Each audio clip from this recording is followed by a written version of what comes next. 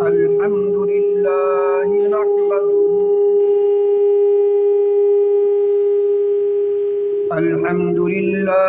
نحمده ونستعينه ونستغفره ونعوذ بالله من شرور أنفسنا وسيئات أعمالنا من يهده الله فلا مضل له ومن يضلله فلا هادي له ونشهد أن لا إله إلا الله وحده لا شريك له ونشهد أن محمدا عبده ورسوله أما بعد فإن خير الحديث كتاب الله وخير الهدي هدي محمد صلى الله عليه وسلم وشر الأمور محدثاتها وكل محدثة بدعة وكل بدعة ضلالة وكل ضلالة في النار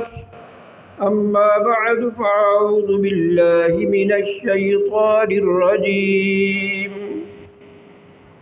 بسم الله الرحمن الرحيم لو أنزلنا هذا القرآن على جبل لرأيته خاشعا متصدعا من خشية الله وتلك الأمثال نضربها للناس لعلهم يتفكرون۔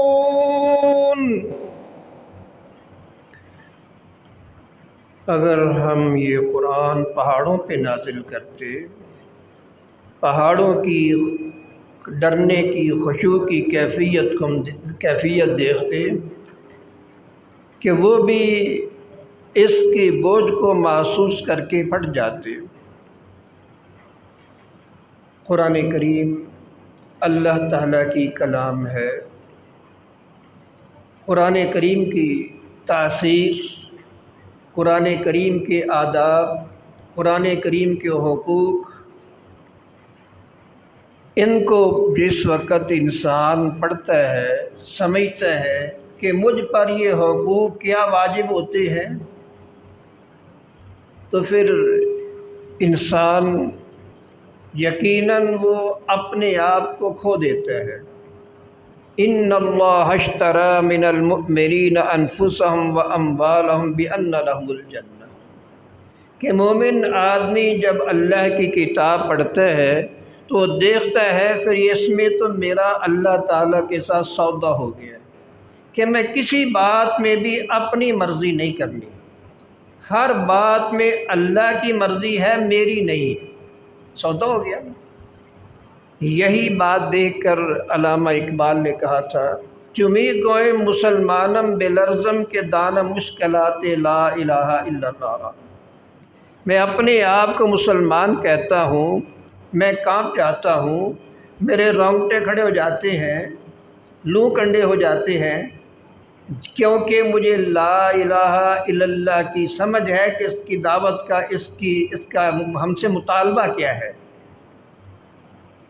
قرآن کریم پر ایمان کا ہم دعویٰ کرتے ہیں، لیکن قرآن کریم پر ایمان کا مقصد کیا ہے، قرآن کریم کا ہم سے مطالبہ کیا ہے، یہ بات بھی سمجھنی چاہیے۔ فضائل قرآن کے بارے میں جب ہم روایات سنتے ہیں تو ہم اس سے بڑا خوش ہو جاتے ہیں کہ بلے بلے، قرآن حافظ قرآن کی بڑی فضیلت ہے، کوئی شک نہیں، حافظ قرآن کی بڑی فضیلت ہے، لیکن اس کا حافظ بننا بڑا مشکل ہے۔ فضیلت تو ضرور ہے پر حافظ بننا بڑا مشکل ہے۔ اللہ اکبر، یہ اتنی زیادہ فضیلت یہ کوئی معمولی نہیں، تو ایسے حاصل نہیں ہو جاتی کہ اللہ تعالیٰ نے ان حافظ کی اتنی زیادہ فضیلت رکھی ہے۔ عائشہ رضی اللہ تعالیٰ نے بیان کرتی ہے، قال رسول اللہ صلی اللہ علیہ وسلم مثل الذي يقرأ القرآن وهو حافظ له وفي رواية وهو ماحر به مع السفرة الكرام البررة اس حافظ کی مثال جو قرآن کریم کا حافظ ہے، صحیح ماہر ہے۔ جب حافظ اور ماہر کا لفظ آیا، معنی یہ کہ قرآن کریم پر صحیح عبور ہے، قرآن کریم کی صحیح مکمل تفسیر کو، مسائل کو صحیح طرح جانتا ہے اور اس کے مطابق اس کی زندگی ٹوٹل قرآن کریم کے مطابق ہے۔ اللہ تعالیٰ اس کو اپنے انتہائی مقرب فرشتوں کے ساتھ شامل کرتے ہیں، اس کا درجہ ان کے برابر ہو جاتا ہے کہ جو اللہ تعالیٰ کے انتہائی مقرب فرشتے ہیں ان کے ساتھ برابر ہو جاتا ہے۔ جس طرح وہ اللہ تعالیٰ کے مقرب ہیں، اللہ کی کلام کے ساتھ اتنی محبت کرنے والا، اللہ کی کلام کو گہرائی سے سمجھنے کی کوشش کرنے والا، اس کو لوگوں کو اس انداز میں سمجھانے کی کوشش کرنے والا، پھر وہ اللہ تعالیٰ کے ان مقربین میں شامل ہو جاتا ہے۔ اگر دلی طور پر اللہ کی کتاب سے اس انداز میں محبت ہو، اس انداز میں دن رات قرآن پڑھتا ہو اور اسی طرح وہ قرآن کریم کو بیان کرتا ہو۔ اللہ اکبر۔ حافظ عبد المنان صاحب نور پوری رحمۃ اللہ علیہ مدرس بھی ہے، احادیث پڑھاتے ہیں اور خطبہ بھی دینا ہوتا تھا، گھر کے بھی کام ہر ایک ہوتے ہیں، لیکن ان ساری مصروفیات کے ساتھ قرآن کریم کی تلاوت بھی آپ صاحب کی بہت زیادہ تھی کہ بھی درجہ تو ملنا ہے اللہ تعالیٰ کی کتاب کو پڑھنے سے۔ ایک دفعہ حفظ کر لیا، بعد میں پڑھا بھی نہیں، بھول گیا ہے، تو پھر ایسے حافظ کو درجے کی بات تو نہیں ہے۔ یہ تو جو قرآن پاک کو پڑھتا رہتا ہے، مثل الذی یقرأہ وہو یتعاہدہ وہو علیہ شدید فلہ اجران، اور وہ آدمی جو قرآن کریم کا خیال رکھنے کے لیے پوری کوشش کرتا ہے، اس پر وہ مشکل ہے۔ جس طرح ہم کہتے ہیں میرا حافظہ کمزور ہے، لیکن کمزور حافظے والا اگر اپنی کوشش کرتا ہے کہ مجھے بھول نہ جائے تو زیادہ محنت کرتا ہے، اس کو ڈبل اجر ملے گا۔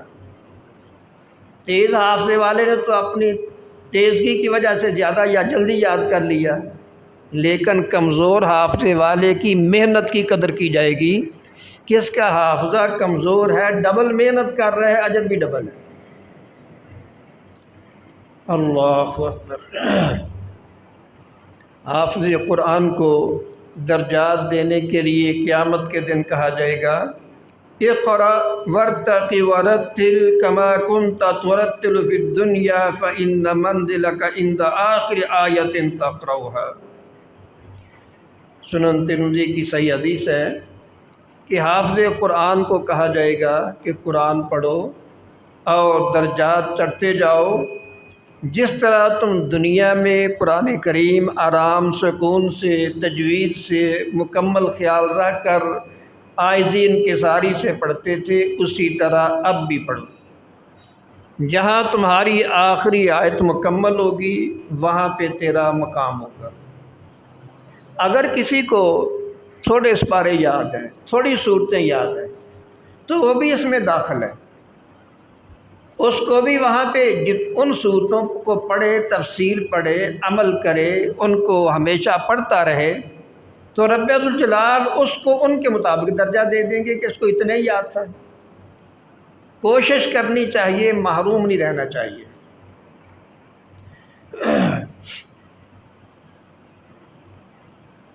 جو آدمی جس کو قرآن کریم صحیح یاد ہے، صحیح بیان کرتا ہے، اس کی مالٹے جیسے پودے کی مثال ہے جس کا پھل بھی اچھا ہے، جب پھل لگتا ہے تو پھولوں سے خوشبو بھی بڑی پیاری آتی ہے۔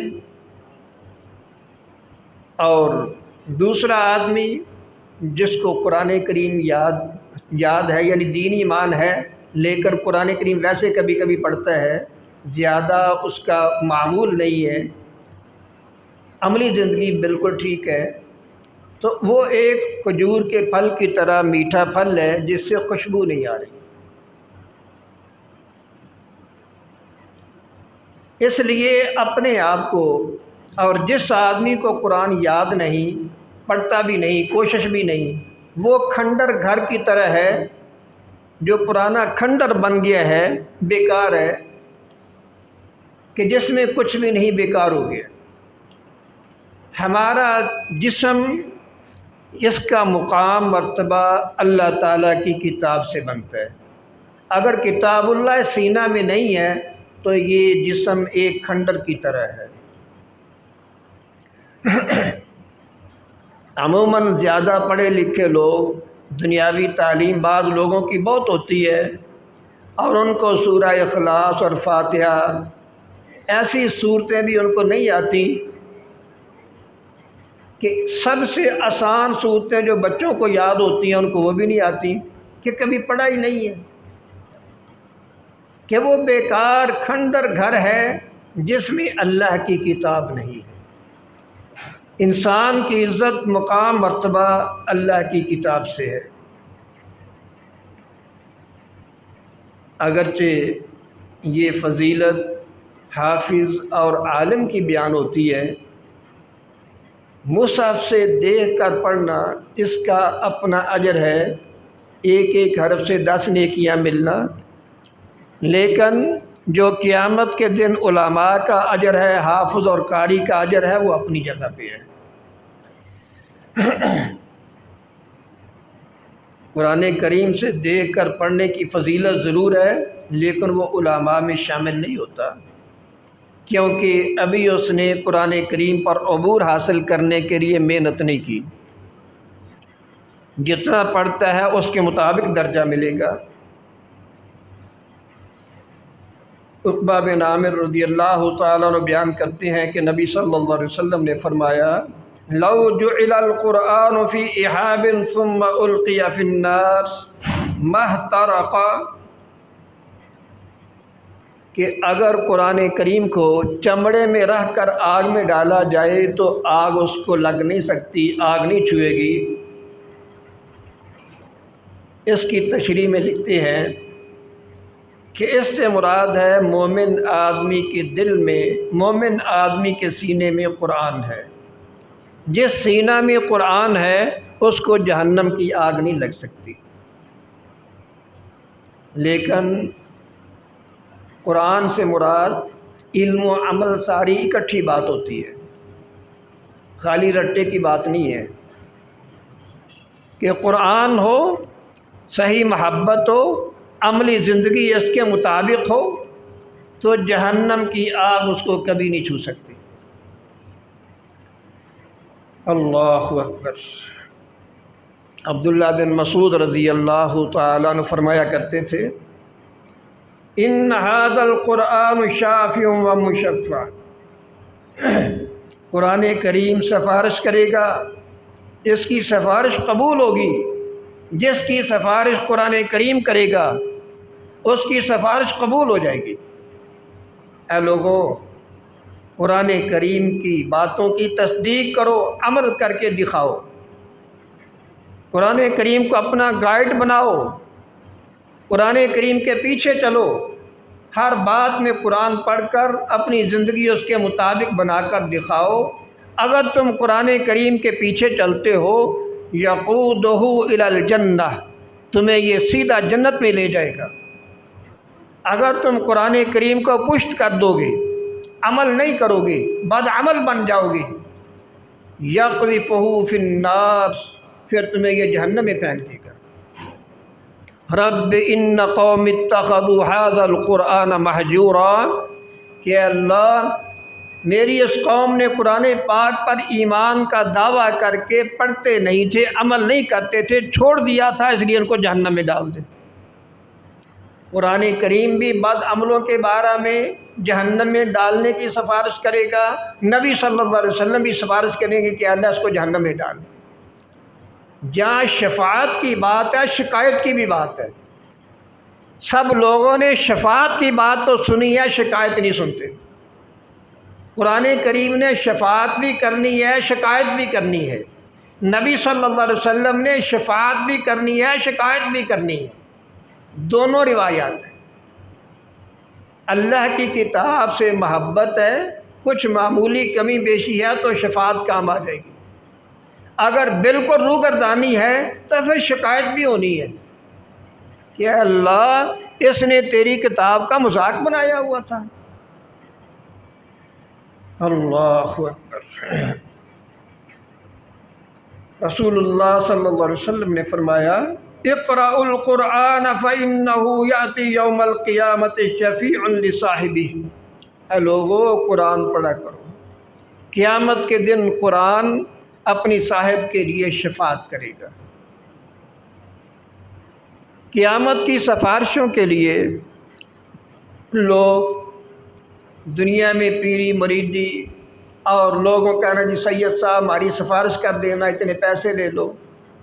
دنیا میں یہ رشوت کے انداز سے سفارش نہیں ہو جاتی۔ اللہ کی کتاب سے پیار کرو، اللہ والوں سے پیار کرو اور عمل کر کے دکھاؤ۔ اللہ والے جو قرآن کریم پڑھائیں اس کے متعلق نصیحتیں کریں، عمل کر کے دکھاؤ۔ جیسا کہ رسول اللہ صلی اللہ علیہ وسلم صحابہ کرام سے، صحابیات سے اسلام کی بیعت کے علاوہ نیکی کی بیعت بھی لیتے تھے۔ جس طرح بعض عورتوں سے نبی صلی اللہ علیہ وسلم نے بیعت لی تھی کہ نوحہ نہیں کرنا، زنا نہیں کرنا، چوری نہیں کرنی، ایسی بیعتیں حدیث میں موجود ہیں کہ نیکی کرنے پر، گناہ چھوڑنے پر کسی سے وعدہ لینا، یہ بیعت موجود ہے کہ قرآن کریم پڑھنا، کسی نیک آدمی کے ہاتھوں پڑھ کر جو اس نے نصیحت کی ہے اس کی نصیحتوں پر عمل کرنا۔ یہ اب سفارش بنے گی کہ اس نے بھی اپنے استاد سے پڑھا تھا تو استاد نے جو نصیحتیں کی ہیں ان پہ قائم ہے۔ مولانا محمد حسین صاحب شیخ پوری رحمۃ اللہ علیہ، آپ نے ان کو دیکھا کہ اتنے نیک کیوں تھے؟ ان کے استاد مولانا نیک محمد صاحب رحمۃ اللہ علیہ بہت نیک آدمی تھے، بہت بڑے اللہ کے ولی تھے۔ جو کچھ انہوں نے بچپن میں ان کو پڑھا دیا ہے، جو کچھ ان کو نصیحت کر دی ہے، ساری زندگی اپنے استادوں کی نصیحت پر گزاری ہے۔ کسی ایک بات میں اپنے استادوں کی حکم عدولی نہیں کی کہ میرے استادوں نے یہ سمجھایا تھا۔ یہ مقام ملا ہے ان کو تو اپنے ماں باپ کی خدمت اور استادوں کی نصیحت پر عمل۔ ان کے استاد بھی دنیا ان کے استادوں نے بالکل نہیں بنائی تھی، گزارا کیا ہے، دنیا نہیں بنائی۔ جبکہ انڈیا میں امرتسر میں وہاں پہ لوگ ان کی خدمت کرنے والے ہزاروں بندے تھے، ان کا دم بڑا چلتا تھا، دعا بڑی چلتی تھی، جس کے لیے دعا کر دی کام فوری ہو جاتا تھا، لیکن کبھی ان تحائف کو اپنے لیے جمع نہیں کیا، اللہ کی راہ میں خرچ کر دیا، اپنے گھر میں جمع نہیں کیا۔ یہی طریقہ شیخ القرآن رحمۃ اللہ علیہ کا تھا کہ جو آیا ہے آگے خرچ کر دیا ہے، جمع نہیں کیا۔ اللہ اکبر۔ اللہ کے نیک بندے وہ اپنے استاد جو قرآن پڑھانے والا ہے ایسے نیک آدمی کی نصیحتوں پر عمل کرتے ہیں۔ ہمارے استاد سید عبدالشکور شاہ صاحب رحمۃ اللہ علیہ سانگلہ الباغ والی مسجد میں بڑا عرصہ خطابت کیا انہوں نے۔ مسجد کو انہوں نے اپنی جیب سے دیے ہیں، لیے نہیں ہیں۔ کتابوں کا کاروبار تھا، مسجد کو دیے ہیں، لیے نہیں ہیں۔ کہ تقویٰ تھا کہ اللہ سے لینا ہے، اپنا کام کر کے کھایا ہے، اپنی مزدوری کر کے کھایا ہے، مسجد کی خود خدمت کی ہے۔ اللہ کے نیک بندے قیامت کے دن اجر لینے کے لیے وہ اللہ کی کتاب میں مخلص ہوتے ہیں۔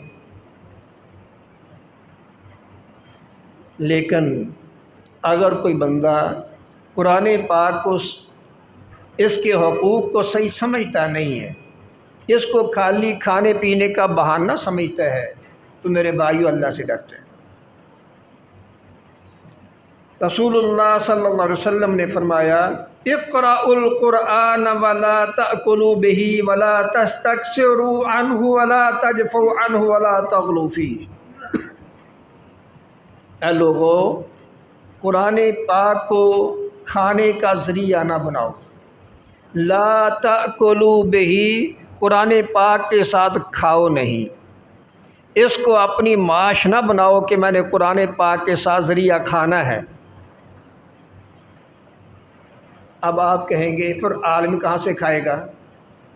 اس کی مثالیں سن لیں۔ اصحاب صفہ رضوان اللہ علیہ مجمعین سب نے اللہ کا دین پڑھایا ہے، لیکن جو ان کی گزارے کے لیے خدمت ہوتی تھی صرف اپنی عام انسان کی ضروریات کے مطابق استعمال کرتے تھے، باقی اضافی پیسے اگر تنخواہ مل گئی ہے تو وہ پاس نہیں رکھی، وہ صدقہ دے دی ہے۔ جیسا کہ حافظ عبد المنان صاحب نور پوری رحمۃ اللہ علیہ سے پوچھا گیا، جب سب اساتذوں نے تنخواہ کا مطالبہ کیا بڑھائی جائے تو آپ صاحب سے پوچھا گیا تو آپ صاحب نے جواب دیا تھا گھر سے پوچھ کر کہ میرے پیسے بچ جاتے ہیں، مجھے ضرورت نہیں ہے، میرے بچ جاتے ہیں۔ کہ اللہ کے نیک بندے وہ سادہ زندگی گزار کر کہ کہیں قرآن پر، اللہ کی کتاب کی تعلیم پر میں اضافی جمع نہ کر لوں، رب کو جواب کیا دوں گا؟ ابو درداء رضی اللہ تعالیٰ عنہ شام کے علاقہ میں تعلیم دیتے تھے۔ عشاء کے وقت ان کے مہمان آگے مسجد میں، یعنی مسجد کے مہمان ذاتی نہیں تھے، مسجد میں رات رہنا تھا، فوری گھر سے روٹی تازہ پکوا کر بھیج دی۔ مہمان بڑا خوش ہوئے کہ یہ کتنے اچھے آدمی ہیں، ہمیں تازہ روٹی پکوا کر دی ہے۔ اب وہ انتظار میں تھے کہ ہمیں بستر بھی بڑے اچھے ملیں گے، لیکن بستر نہیں آیا۔ سردی کا موسم ہے، شام کا علاقہ ہے۔ صبح کے وقت نماز پڑھ کر ان کو سائڈ پہ کر کے سمجھایا کہ بھائی معذرت ہے، ہم اپنا سامان دوسرے گھر میں بھیج چکے ہیں، ہمارے اور اس گھر کے درمیان بہت بڑی گھاٹی ہے، مشکل گھاٹی ہے جس کو عبور کرنا مشکل ہے، تو سامان ادھر بھیج دیا، ہمارے پاس سامان نہیں تھا۔ اب یہ لفظ انہوں نے کنائے کے انداز میں بات کی ہے۔ اس سے مراد ہے کہ سامان صدقہ کر کے آخرت میں جنت کے لیے بھیج دی ہے، دنیا میں گھاٹی کی بات نہیں ہے۔ آخرت کی گھاٹی بڑی مشکل ہے، تو اتنا زیادہ پاس گھر میں جمع کر کے میں یہ آخرت کی گھاٹی کو کیسے عبور کروں گا؟ وہ صدقہ کر کے پہلے بھیج دی ہے۔ عمر رضی اللہ تعالیٰ عنہ اس علاقہ میں ایک دفعہ اپنے دورے پہ آئے تو اپنے اس پرانے دوست کے گھر میں رات کو پہنچے کہ اپنے دوست کے پاس رات ٹھہرتے ہیں۔ باہر کے دروازہ کھٹکھٹایا تو دروازے کو کنڈی لگائی نہیں تھی کہ کنڈی لگانے پر بھی پیسے خرچ ہوں گے، وہ اللہ کی راہ میں دے دیتا ہوں۔ اللہ کی راہ میں خرچ کر دیے، کنڈی نہیں لگائی کہ کوئی بات نہیں، حفاظت تو اللہ نے کرنی ہے۔ عمر رضی اللہ تعالیٰ نے اجازت لے کر جب اندر گئے، بستر پہ بٹھایا تو عمر رضی اللہ تعالیٰ عنہ پریشان ہو گئے۔ جو سواری کی جھول تھی وہ نیچے بچھائی ہوئی تھی، اور سادہ سی چادر جو ہم سردیوں میں عام اوپر لیتے ہیں، اس طرح کی چادر تھی جو اوپر لی تھی۔ عمر رضی اللہ تعالیٰ عنہ پریشان ہو کر کہنے لگے کہ بھائی میری طرف سے مقرر کردہ وظیفہ تمہیں پہنچتا ہے؟ کہا جی پہنچتا ہے۔ سمجھ گئے کہ اب یہ بات کر رہے ہیں۔ میں یاد کرو نبی صلی اللہ علیہ وسلم نے ہمیں کیا نصیحت کی تھی؟ کن فی الدنیا کأنک غریب او عابر السبیل، دنیا میں نووارد انسان جو اجنبی آیا ہے یا مسافر ہے، اس طرح زندگی گزارنا، لمبا چوڑا انتظام نہ کرنا۔ میں یہ بات سمجھا رہا تھا کہ ان علماء کی شان جو اپنے استاذوں کی نصیحت یاد رکھتے ہیں، ان کی سادگی کی زندگی میں یہ بات سمجھا رہا تھا۔ ابو درداء رضی اللہ تعالیٰ عنہ یہ بھی اصحاب صفہ میں سے ہیں، اور دیکھو ان کی زندگی کیسی ہے، ساری زندگی لوگوں کو تعلیم دی ہے، اپنے گھر میں کچھ نہیں ہے، یہاں تک بات نہیں، ان کی بیٹی درداء بہت خوبصورت تھی، ان کا رشتہ امیر معاویہ رضی اللہ تعالیٰ انہوں نے اپنے بیٹے کے لیے مانگا تھا تو انہوں نے جواب دے دیا تھا۔ پھر ایک طالب علم جو ان کی مجلس میں پڑھتا تھا اس کو خود کہہ کر رشتہ دے دیا۔ کسی نے کہا کہ تم نے اتنے بڑے امیر آدمی کو رشتہ نہیں دیا اور غریب سے آدمی کو دے دیا جس کے پاس کھانے کے لیے بھی کچھ نہیں ہے۔ فرمانے لگے کہ اسی لیے تو میں نے ایسے کیا ہے، امیر گھر میں جائے گی تو رب کو بھول جائے گی، زیادہ نعمتوں میں جا کر رب کو بھول جائے گی، تنگی والے گھر میں ہوگی تو رب کو یاد کرے گی، اللہ سے دعائیں کرے گی، اللہ کی طرف رجوع کرے گی۔ کہیں میری بیٹی زیادہ دولت مند گھر میں جا کر رب کو بھول نہ جائے۔ ہم رشتے طے کرتے ہوئے کیا دیکھتے ہیں؟ کھانے پینے والا اچھا بچہ کاروباری ہو، بے شک وہ نماز بھی نہ پڑھتا ہو لیکن کاروبار اچھا ہو۔ اصحاب صفہ کی زندگی دیکھو، رسول اللہ صلی اللہ علیہ وسلم کی نصیحتوں پر ان کا عمل دیکھو۔ سلمان فارسی رضی اللہ تعالیٰ عنہ وہ بھی ان اصحاب صفہ میں سے ہے، ان کی زندگی دیکھو، آخری ٹائم پہ رو رہے ہیں، اوہو دنیا دار بن گیا، موت کا ٹائم آ گیا ہے، دنیا داروں پتہ نہیں کیا بنے گا۔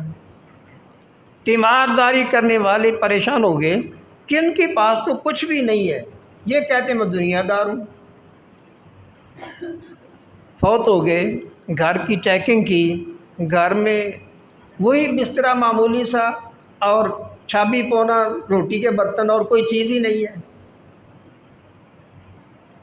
جیب دیکھی تو جیب میں 4-5 روپے تھے، صرف 4-5 روپے وقتی خرچہ ہے۔ اس پر رو رہے تھے کہ رسول اللہ صلی اللہ علیہ وسلم دنیا سے رخصت ہوئے تھے تو آپ کی جیب خالی تھی، آپ نے وہ آٹا ادھارا لیا تھا، میرے جیب میں پیسے کیوں ہیں؟ میں اللہ تعالیٰ کو کیا جواب دوں گا؟ تو گھر سے نکلا تھا دین کی تلاش کے لیے، اب تیری جیب میں پیسے کیوں آئے ہیں؟ گھر سے تو دین کی تلاش کے لیے آیا تھا لیکن جیب میں پیسے کہاں سے آ گئے؟ میں کیا جواب دوں گا؟ اصحاب صفہ کی زندگی پڑھ کر دیکھو دین ہم تک یہ کیسے پہنچے۔ امام بخاری رحمۃ اللہ علیہ تجارت کرتے تھے، کسی سے کچھ نہیں لیا، اپنی تجارت سے اپنا گزارا کرتے تھے، اور جو 2 ساتھی پڑھانے والے تھے، پڑھنے والے تھے، جن کے پاس کوئی انتظام نہیں تھا، اپنی جیب سے ان کی بھی خدمت کرتے تھے۔ امام ابو حنیفہ رحمۃ اللہ علیہ ان کی زندگی بھی ایسے ہے، خود اپنا کاروبار کیا ہے، کپڑے کا کاروبار تھا، اپنا گزارا اپنی جیب سے کیا ہے، اور جس طالب علم کے پاس دیکھا ہے کہ یہ نہیں آ رہا، گھر کے کوئی کام کرنے والا نہیں ہے، تو اس کو کہا بھی ماہانہ کتنا خرچہ چاہیے، اتنا ماہانہ خرچہ دے دیا، بیٹا باقاعدہ پڑھو جی، خرچہ مجھ سے دے دیا کرو۔ کہ پہلے لوگ پڑھنے اور پڑھانے والے ان سب کے دل میں دین کے لیے، قرآن کے لیے اخلاص کتنا تھا، یا تو انہوں نے اپنا کیا ہے یا کسی نے دیا ہے تو گزارے کے مطابق خرچ کر کے باقی صدقہ دے دیا، جمع نہیں رکھا۔ عبداللہ بن مبارک رحمۃ اللہ علیہ خود محدث ہیں، اور 2 بڑے محدثین کا نام لے کر کہتے ہیں کہ میں کاروبار کر رہا ہوں ان 2 محدث دوستوں کی خاطر، ان کے لیے کوئی ایسا کاروبار نہیں ہے، میں ان کے لیے کماتا ہوں تاکہ ان کی خدمت کروں۔ اگر کوئی ایسے خدمت کرے تو یہ جائز ہوتا ہے، لیکن مطالبہ منع ہوتا ہے۔ خدمت جائز ہوتی ہے، مطالبہ منع ہوتا ہے، اور لینے والے کے لیے دنیا دار بن جانا یہ بھی منع ہوتا ہے۔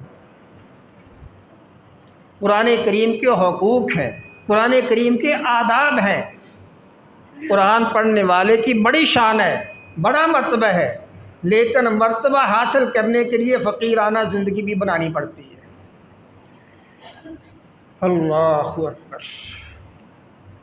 میں لوگوں قرآن پڑھو، قرآن پاک کے ساتھ کھانے پینے کا ذریعہ نہ بناؤ، ولا تستکثروا عنہ، وفی روایہ ولا تستکبروا بہ، دین پڑھ کر متکبر نہ بن جانا، میں بڑا وڈا عالم ہے اور کسی جرت ہے میرے مقابلے کو گل کر دیں۔ اللہ کی کتاب پڑھو، عاجزی سے رہو۔ اللہ اکبر۔ پھر شیخ القرآن رحمۃ اللہ علیہ یاد آتے ہیں، اتنے بڑے عالم مولانا زکریا صاحب فروز اٹوا والے جب پڑھاتے تھے، جب میں وہاں پہ پڑھاتا تھا، ہماری بڑی عزت کرتے تھے کہ یہ بچے نئے پڑھ کر آئے ہیں، ان کے پاس علم ہے، شیخ صاحب کے مقابلہ میں ہم کیا ہیں، لیکن وہ ہماری عزت زیادہ کرتے تھے کہ یہ نئے پڑھے ہوئے عالم ہیں۔ حافظ عبد المنان صاحب نور پوری رحمۃ اللہ علیہ جب بھی ان کے پاس گئے ہیں، انہوں نے شیخ القرآن رحمۃ اللہ علیہ کے متعلق حالات اچھی طرح پوچھے ہیں، ان کو واپس سلام بھیجا کہ میرا بھی ان کو ضرور سلام کہنا کہ اس وقت علماء اپنے آپ کو بڑا نہیں سمجھتے تھے، دوسرے کو بڑا سمجھتے تھے کہ یہ بڑا ہے میں تو چھوٹا ہوں، کہ ولا تستکثروا عنہ ولا تستکبروا بہ، قرآن پاک سے اپنے آپ کو کثرت نہ سمجھنا کہ میں بڑا رج گیا ہوں۔ یہ ایسا سمندر ہے، ساری زندگی بھی پڑھتے رہے تو اس کے نکات، اس کے ہیرے جواہر ختم نہیں ہوتے۔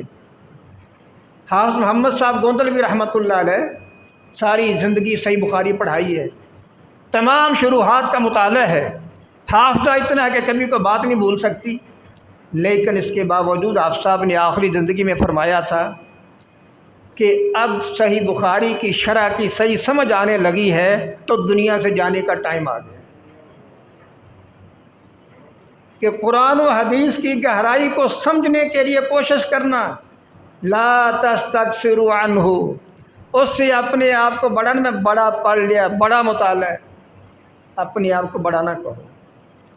یہ ایسا سمندر ہے کہ اس میں جتنا غوطہ زن ہوگے پیاس بڑھتی جائے گی، تم اپنے آپ کو طفل مکتب سمجھو گے۔ تھوڑا پڑھ کر بڑا سمجھنا یہ کم علمی ہوتی ہے، یہ زیادہ علم نہیں، یہ کم علمی ہوتی ہے۔ بڑے علماء کو ایسے ہی دیکھا ہے کہ بہت بڑے علماء اور کہتے تھے یار کچھ بھی نہیں پڑھے، فلاں عالم بڑا ہے، اس سے پوچھنا چاہیے۔ ولا تجفوا عنہ، قرآن پاک سے جفا نہ کرو، بے وفائی نہ کرو، قرآن پاک سے محبت کر کے روزانہ پڑھو، دن رات تلاوت کا ٹائم رکھو کہ میں نے اتنا حصہ ضرور پڑھنا ہے۔ آپ کسی شہر کے میاں طفیل صاحب، میاں بیڈ شیٹ والے، ان کی عادت تھی 10 پارے پڑھنا ڈیلی قرآن پاک کے۔ آسان طریقہ انہوں نے بنایا تھا، 5 نمازیں ہیں، ہر نماز کے ساتھ 2 پارے، 5 دونی 10۔ ہمارے لیے 10 پاروں کی بات کریں کہ 10 پارے بندہ کیویں پڑھے گا، کتنا عجیب سمجھتے ہیں، لیکن ان کی روٹین تھی کہ ہر نماز کے ساتھ 2 پارے۔ وَلَا تَجْفَوْا عَنْهُ، قرآن پاک سے بے وفا نہ بنو، قرآن پاک سے محبت کرو، پیار کرو، ہر وقت پڑھو، قرآن پاک سے بے وفا نہ بننا۔ حافظ عبد المنان صاحب نور پوری رحمۃ اللہ علیہ فرماتے تھے جب یہ ایام آتے تو یاد دلاتے تھے، اور لوگوں تم نے رمضان المبارک میں قرآن پڑھا ہے، لیکن کتنے لوگ ایسے بھی ہوں گے جنہوں نے دوبارہ رمضان میں ہی پڑھنا ہے، اور کچھ لوگ ایسے بھی ہوں گے جنہوں نے صرف مہینے میں مکمل کرنا ہے، کچھ 6 مہینے والے ہوں گے، کو تھوڑا تھوڑا کر کے سال پورے میں مکمل کریں گے۔ جتنی محبت ہوگی اتنا درجہ ہوگا۔ قرآن پاک کی 7 منزلیں ہیں نا، 7 منزلیں کیوں ہیں؟ صحابہ اکرام اس کے مطابق ایسے ہی پڑھتے تھے، ان کی عام روٹین ہفتے میں قرآن پاک مکمل کر لینا، یہ عام صحابہ کی یہی روٹین تھی، اس لیے اس کی 7 منزلیں ہیں کہ ہفتے میں قرآن پاک مکمل کر لینا، کہ رمضان المبارک کے علاوہ بعد میں بھی اللہ کی کتاب سے اتنی محبت ہو کہ روٹین وائز پڑھتے رہیں، زیادہ سے زیادہ قرآن پاک کی تکمیل کی کوشش کریں، پھر یہ درجات ملیں گے جن کا بیان ہو رہا ہے۔ ولا تغلو فی، قرآن پاک میں غلو نہ کرو، زیادتی نہ کرو۔ تفسیر کرتے ہوئے، بات کو سمجھتے ہوئے، سمجھاتے ہوئے پوری کوشش کرو کہ میں مسئلے کو صحیح سمجھوں، مجھے غلطی نہ لگ جائے۔ اگر مجھے غلطی لگ گئی تو جس کو میں نے غلط بتا دیا، قیامت کے دن اس کا بوجھ میرے سر پہ ہوگا۔ مسئلہ بیان کرتے ہوئے، قرآن کی تفسیر بیان کرتے ہوئے پوری کوشش کرو کہ مجھ سے غلطی نہ ہو جائے۔ محدثین، مفسرین، ان کو پڑھ کر دیکھو، قرآن و حدیث کو سمجھنے کے لیے عربی کی کتابیں، ادب عربی کی کتابیں انہوں نے بہت زیادہ ڈھیر لگا دیے پڑھنے کے۔ امام ابن جوزی رحمۃ اللہ علیہ، ان کی ایک مقامات کے موضوع پر کتاب ہے، ادب عربی کے موضوع پر ہے، وہ انہوں نے صرف دینی علوم کے الفاظ کو سمجھنے کے لیے کتاب لکھی ہے کہ یہ الفاظ عربی میں کہاں کہاں کیسے استعمال ہو جاتے ہیں۔ عام آج کل جو نئے لوگ باتیں، نئے نئے مسئلے بیان کرتے ہیں اسٹیجوں پہ، ان کو قرآن و حدیث کی بات کے ادب عربی میں اس کے موضوع پر عبور نہیں ہوتا، ٹرانسلیشن غلط کر کے پھر نیا مذہب نکال لیتے ہیں۔ ٹرانسلیشن کا علم نہیں ہے۔ عام آدمی کو علامہ اقبال کا شکوہ پڑھا دیں، اس پر فتویٰ لگائے گا۔ جواب شکوہ نے اپنے شکوے کا جواب دے دیا ہے کہ میں لفظ کیوں کیا، اس کے میرا ترجمانی میرے کیا مقصد ہے۔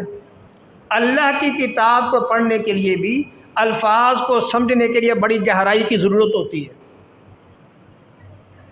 ہم اسے معمولی سمجھ رہے ہیں۔ اللہ کی کلام کے کدھر کدھر اشارے ہو جاتے ہیں۔ مثلا ان تعدوا نعمت اللہ لا تحصوها، یہاں پہ نعمت ان کا لفظ مفرد ہے، اللہ کی نعمت کو یہاں ہم عام ترجمہ کرتے ہیں اللہ کی نعمتوں کو گننا چاہو تو ہم گن نہیں سکتے، ہم عام یہ ترجمہ کرتے ہیں۔ لیکن اگر ہم مفرد لفظ سے بولیں کہ اگر اللہ کی نعمت کو شمار کرنا چاہو تو ہم ایک نعمت کو شمار نہیں کر سکتے، ایک نعمت کو۔ یہ پانی اللہ کی نعمت ہے۔ اب پانی ہمیں استعمال کے لیے کہاں کہاں فائدہ دیتا ہے، کس کے شکل میں دنیا میں موجود ہے، ان شکلوں میں کیوں ہے، آسمان سے پانی اس طرح کیوں آتا ہے، سمندر سے کھاری اوپر جاتا ہے، بجلی کی کڑک سے یہ صاف ہو کر کیسے برستا ہے، نمکیات کدھر گئی ہیں، ہوا میں تری کیسی آئی ہے، اس کی آگے جتنا تفصیل پڑھتے جاؤ گے، نعمت ان کا لفظ واحد ہوگا، اس کی آگے سے ایک پانی کی افادیت، ایک نعمت میں کتنے فائدے ہیں، اس کو بیان کرنا چاہیں تو یہ آپ کا جتنا عرصہ مرضی چاہیے، ایک نعمت کا پورا بیان نہیں کر سکتے۔ کہ ان تعدوا نعمت اللہ لا تحصوها، اب قرآن کریم کو اس انداز میں پڑھیں گے تو سمجھ آئے گی نا کہ اللہ کی کتاب کو گہرائی سے پڑھنا، اللہ کی کتاب کو گہرائی سے سمجھنا۔ لا تستکثروا عنہ، اپنے آپ کو بڑا نہ سمجھنا، میں نے بڑا پڑھ لیا، کبھی اپنے آپ کو بڑا نہیں کہنا، اپنے آپ کو طالب علم ہی کہنا ہے، اپنے آپ کو پیاسا ہی کہنا ہے، طالب علم ہی کہنا اپنے آپ کو۔ اللہ اکبر۔ میں قرآن پڑھو، قرآن پاک میں غلو نہ کرو، قرآن پاک سے بے وفائی نہ کرو، قرآن پاک کو ذریعہ معاش نہ بناؤ، اور تمہاری طبیعت میں تکبر نہ آئے۔ ولا تستکبروا بہ، کتاب اللہ پڑھ کر متکبر نہ بننا، عاجزی انکساری سے، کہ اپنے آپ کو بڑا شو کرنا۔ میرا نام چھوٹا کیوں لکھا ہے، اشتہار میں موٹا کیوں نہیں لکھا، میں اتنا بڑا مولوی اور نام چھوٹا سا لکھا ہے، یہ میرے لیے نعرے چھوٹے کیوں لگے ہیں، بڑا نعرہ کیوں نہیں لگا۔ عالم آدمی کی طبیعت میں تکبر نہیں ہوتا، وہ اپنے آپ کو چھوٹا سمجھتا ہے، بڑا نہیں بناتا۔ علم اس کو عاجزی سکھاتا ہے، تکبر نہیں سکھاتا۔ علم میں عاجزی ہوتی ہے، اگر کبر آ گیا ہے پھر علم نہیں ہے، پھر علم ہے نہیں۔ علم ہو تو پھر یہ کبر کیوں ہو؟ علم انسان کو عاجز بناتا ہے۔ رسول اللہ صلی اللہ علیہ وسلم نے فرمایا، من قرأ القرآن فلیسأل اللہ بہ فإنہ یکون بعدکم قوم یقرؤون القرآن یسألون الناس بہ، لوگوں قرآن پڑھو لیکن اللہ کی کتاب کی خدمت کر کے اللہ سے مانگنا، لوگوں سے نہیں مانگنا۔ اللہ کی کتاب کی خدمت کرو، پڑھو پڑھاؤ، مانگو اللہ سے۔ اللہ اکبر۔ فَإِنَّهُ يَكُونُ بَعْدَكُمْ قَوْمٌ يَقْرَؤُونَ الْقُرْآنَ، تمہارے بعد کچھ لوگ ایسے بھی آئیں گے جو قرآن پڑھ کر دنیا جمع کریں گے، دنیا مانگیں گے۔ اللہ اکبر۔ ماچھی کے والے مولانا سعد اللہ، مولانا سعید، ان کے والد صاحب مولانا طاہر صاحب رحمہ اللہ، مولانا طاہر صاحب رحمہ اللہ بہت بڑے نیک آدمی تھے، بہت بڑے عالم تھے۔ شیخ القرآن رحمۃ اللہ علیہ کو اس رستہ پہ چلانے کے لیے سب سے زیادہ تعاون مولانا طاہر صاحب کا ہے، لیکن اس بزرگ بندے نے خود اپنی زندگی بھی ساری ایسے گزاری ہے کہ خود اپنا کما کر کھایا ہے، اللہ کا دین فی سبیل اللہ پڑھایا۔ ان کی اولاد کو بھی، اپنے بچوں کو بھی نصیحت کر کے گئے تھے کہ اللہ کے دین کی خدمت فی سبیل اللہ کرنی ہے، ذریعہ معاش نہیں بنانا۔ اب تیسری پیڑھی مولانا طاہر صاحب کے بیٹے سعید کا بیٹا جلال الدین، اب تیسری پیڑھی وہاں پہ خدمت کر رہی ہے، اور جلال الدین کا رکشہ ہے، ویسے رکشہ چلاتا ہے، ویسے وہاں کا امام خطیب ہے، لیکن اپنے رکشے سے کمائی کرنی ہے۔ وہاں کے لوگ جو ان کو جانتے ہیں مسجد کی خدمت کرنے میں بلا دریغ کھل کر خدمت کرتے ہیں، کیونکہ سب کو پتہ ہے کہ یہ سارا مسجد پہ لگ جانا ہے، کہ اللہ کے نیک بندے بن جاؤ، قرآن پاک کو اللہ کی رضا کے لیے پڑھو، اللہ کی رضا کے لیے پڑھاؤ، دنیا کا لالچ نہ ہو، نہ طبیعت میں ریاکاری ہو، نہ اپنے آپ کو بڑا بنانا ہے، نہ دنیا کی طلب ہے۔ پھر یہ قرآن کا اجر ملتا ہے، اتنا اجر پھر ملنا ہے کہ یہ پہلے چیز پیدا کرنی ہے۔ ایسا یخرج اقوام من امتی یشربون القرآن کشربہم اللبن، میں میری امت سے کچھ لوگ ایسے ہوں گے جو قرآن کو دودھ کی طرح پئیں گے، کہ یہ کھانے پینے کا ذریعہ، یا ایک روایت میں یشربون، قرآن پاک کو گانے کی طرح آوازیں سر بنا بنا کر نیچے اوپر کر کر کے پڑھیں گے، لوگوں کو خوش کرنے کے لیے۔ اللہ کی رضا، عاجزی، انکساری، قرآن پاک پڑھ کر دل میں اللہ کا ڈر پیدا ہونا، یہ نہیں ہوگا، صرف آواز ترنم ہوگا لوگوں کو سنانے کے لیے، اپنے دل میں اللہ کا ڈر نہیں ہوگا۔ میں کچھ لوگ ایسے بھی ہوں گے۔ ابو سعید خدری رضی اللہ تعالیٰ عنہ بیان کرتے ہیں، تعلموا القرآن فاسألوا به اللہ قبل ان يتعلمه قوم يسعون بالدنیا فإن القرآن يتعلم ثلاثة رجل يباهي به رجل استأكل به ورجل يقرأ لله تعالی۔ لوگوں قرآن پڑھو، لیکن سوال اللہ سے کرنا، لوگوں سے نہ کرنا۔ پہلے اس کے کہ ایسے لوگ پیدا ہو جائیں جو اللہ کا دین پڑھ کر، قرآن پڑھ کر لوگوں سے دنیا مانگیں گے۔ اس سے پہلے تم اچھے ماحول میں اپنی زندگی گزارو کہ اللہ کی رضا کے لیے دین پڑھنا پڑھانا اور اللہ سے مانگنا، لوگوں سے نہیں مانگنا، ایسا ماحول میں رہو۔ میں قرآن پاک کو سیکھنے والے 3 طرح کے لوگ ہوتے ہیں۔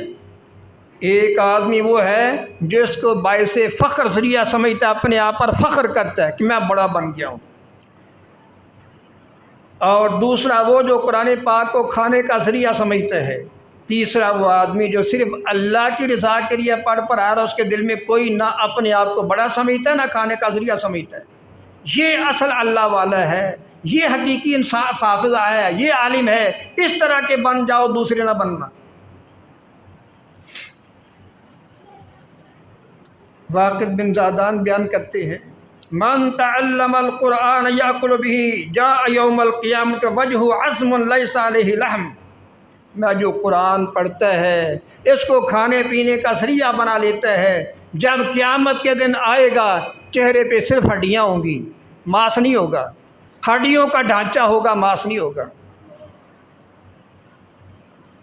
مانگنے والا کے بارے میں ویسے بھی حدیث موجود ہے، جو بلا وجہ مانگتے ہیں لیس علی وجہ مضغۃ لحم، اس کے چہرے پہ کوئی گوشت نہیں ہوگا، ڈھانچہ ہوگا۔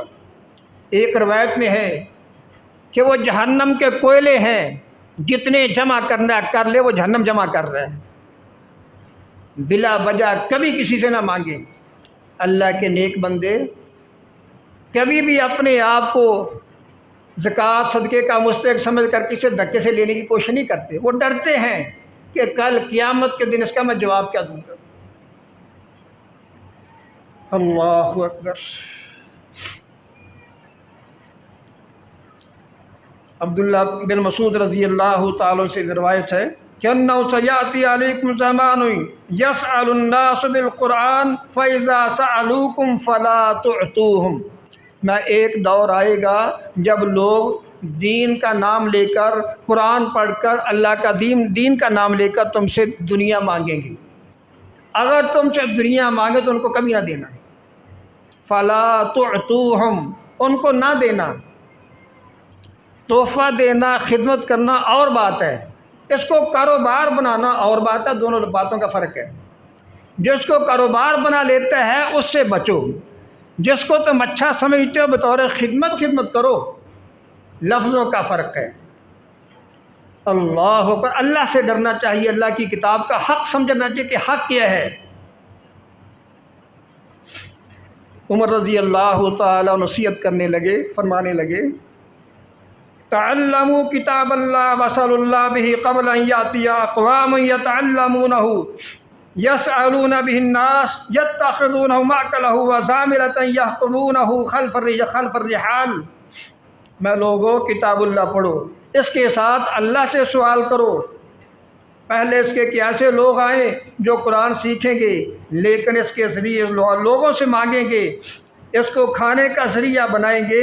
وَزَامِلَةً يَحْقُبُونَهُ خَلْفَ الرِّحَالِ، اپنی سواریوں پر جس طرح پیچھے کھرجیاں بورے رکھے ہوتے ہیں کہ اس طرح کہ جو پکڑنا اس میں ڈال دینا۔ کیوں نہ سمجھا ہوگا کہ میں سواری پر بورے رکھے ہوئے ہیں، جو پکڑا اس میں ڈالتے جاؤ، قرآن پڑھو، بورے بھرتے جاؤ۔ ایسے نہ بننا کہ ایسے لوگ ہوں گے جس طرح اپنی سواریوں پر بورے بھرتے رہیں گے، بس چل پڑے سناتے کہ پیچھے بورا بھر کر سواری پہ تھیلے رکھتے گئے۔ ایسے نہ بننا، اللہ کی رضا کے لیے بیان کرنا۔ اللہ اکبر۔ وَإِنَّ نَاسًا يَقْرَؤُونَ الْقُرْآنَ وَهُمْ يُرِيدُونَ بِهِ اللَّهَ وَمَا عِندَهُ وَإِنَّ أُنَاسًا يَقْرَؤُونَ الْقُرْآنَ يُرِيدُونَ النَّاسَ وَمَا عِندَهُمْ أَلَا فَأُرِيدُ اللَّهَ جَلَّ شَأْنُهُ بِقِرَاءَتِكُمْ وَأَعْمَالِكُمْ۔ میں لوگوں، کچھ لوگ قرآن پڑھ کر رب کی رضا چاہیں گے، کچھ لوگ قرآن پڑھ کر دنیا چاہیں گے۔ تم اللہ کی رضا والے بننا، دنیا والے نہ بننا۔ اللہ اکبر۔ میں جو تم سے ہمارے سامنے ہمیں نظر آتا ہے کہ یہ دنیا طلب کر رہا ہے، ہم اس کے ظاہر کو دیکھ کر اس سے نفرت کریں گے۔ دل کی بات اللہ کو معلوم ہے، ہم اللہ والے کی قدر کریں گے، دنیا دار جو بن جاتے ہیں اس سے نفرت کریں گے۔ اس کے دل کا علم اللہ کو ہے، صاحب اس نے لینا ہے، لیکن ہم نے ظاہر کے مطابق معاملہ کرنا ہے کہ یہ دنیا دار ہے یا دیندار ہے۔ شاہ فہد کے دور میں مسجد نبوی کے سب سے بڑے امام شیخ عبدالعزیز بن صالح رحمۃ اللہ علیہ تھے۔ ایک اور امام تھے جو ساتھ اپنا کاروبار بھی کرتے تھے۔ اس وقت لوگ جو اپنا کاروبار ساتھ کرتے تھے ان کو لوگ اچھا نہیں سمجھتے تھے، حالانکہ وہ اپنی کمائی کرتے تھے، کسی سے لیتے نہیں تھے۔ لوگ اسے برا کیوں سمجھتے تھے، ایسا لفظ کیوں بولتے تھے کہ جب گورنمنٹ کی طرف سے سب سہولتیں موجود ہیں پھر دنیا جمع کرنے کے لیے کاروبار کا لالچ کیوں ہے؟ کہ جب گورنمنٹ ساری سہولتیں دے رہی ہے پھر عالم کے دل میں لالچ کیوں ہے؟ اصل بات یہ ہے کہ اللہ والے بن گئے ہو تو دل اتنا مستغنی ہو جائے۔ اللہ اکبر۔ حافظ عبد المنان صاحب نور پوری رحمۃ اللہ علیہ اور مولانا محمد صاحب شیخ پوری رحمۃ اللہ علیہ لفظ کا ترجمہ کیا کرتے تھے، من لم یتغن بالقرآن فلیس منا، جو قرآن پاک پڑھ کر اپنی طبیعت میں غنا پیدا نہیں کرتا، اپنے دل کو غنی نہیں بناتا، لوگوں کے سامنے فقیر بنا رہتا ہے، لیس منا، اس کا سمت سے، اس اللہ کے نبی سے کوئی تعلق نہیں۔ قرآن پاک پڑھ کر غنی ہو جاؤ، تمہارے لیے اللہ کی کتاب کافی ہے، دنیا کو تم نے کیا کرنا ہے؟ تمہارا رب سے تعلق ہے، اپنے آپ کو معمولی کیوں سمجھتے ہو؟ ان حکمرانوں کے سامنے، ان لوگوں کے سامنے اپنے آپ کو کیوں تم نے حقیر بنا دیا ہے؟ اپنے رب کو تم راضی کر لو، ساری دنیا تمہارے قدموں میں ہے، اپنے آپ کو حقیر اور چھوٹا کیوں بناتے ہو؟ اللہ اکبر۔ دوسری بات، فَلْيَحْذَرِ الَّذِينَ يُخَالِفُونَهُ عَنْ أَمْرِهِ أَن تُصِيبَهُمْ فِتْنَةٌ أَوْ يُصِيبَهُمْ عَذَابٌ أَلِيمٌ۔ اس کے متعلق بعض مفسرین نے یہ تفسیر بھی کی ہے کہ اگر کوئی نیک عالم ہے، اچھا عالم ہے، تو وہاں پہ اپنی زبان پہ کنٹرول بھی رکھو کہ کہیں تمہیں اللہ کی طرف سے فتنہ یا دردناک عذاب نہ پہنچ جائے جب تم کسی بڑے عالم کو، نیک آدمی کو برا کہو گے تو کہیں خود فتنے میں گرفتار نہ ہو جانا، بلکہ اس کی موت دل مردہ ہو جائے گا۔ جو نیک لوگوں پر بلا وجہ کیچڑ اچھال رہا ہے، اس کی موت سے پہلے اس کا دل مردہ ہو جائے گا، دینی حس ختم ہو جائے گی، دینی احساس ختم ہو جائے گا کہ اس نے علماء کا احترام نہیں کیا۔ نیک علماء کا جتنا احترام کرو گے دل میں رقت آئے گی، دل میں نرمی پیدا ہوگی، لیکن جتنا نیکی قرآن، اللہ کی کتاب اور اللہ کی کتاب والے، جتنا ان پر اعتراض کرو گے اپنی موت بری ہوگی۔ اسی لیے صحابہ کرام پر کیچڑ اچھالنے والا آدمی، اس کے دل میں کبھی رقت نہیں آ سکتی۔ تابعین، تبع تابعین، محدثین، ان پر کیچڑ اچھالنے والا، اس کی موت اچھی کبھی نہیں آ سکتی۔ نیک لوگوں کی عزت کے ساتھ نام لوگے، عزت سے ان کا نام بیان کرو گے تو تمہاری اپنی موت بڑی اچھی آئے گی۔ ہمیشہ اپنے اکابر کا اچھا تذکرہ کیا کرو، اپنے اکابر کو اچھے لفظوں سے یاد کیا کرو تاکہ ہمیں بھی اچھی موت آئے۔ اللہ کی کتاب کو پڑھنا، اللہ والوں کی عزت کرنا، اسی میں ہر چیز ہے۔ اللہ تعالی ہمیں بھی اس پاک مہینہ کے مکمل ہونے پر، مبارک مہینہ کے مکمل ہونے پر، اللہ تعالی ہمیں یہ تمام نیکیاں جمع کرنے کی توفیق دے، اس کی حفاظت کی توفیق دے، اپنی کتاب سے ہمارا دل لگا دے، آگے بھی ہم رمضان کی طرح دوبارہ بھی اسی کو پڑھتے رہیں۔ وآخر دعوانا الحمدللہ رب العالمین۔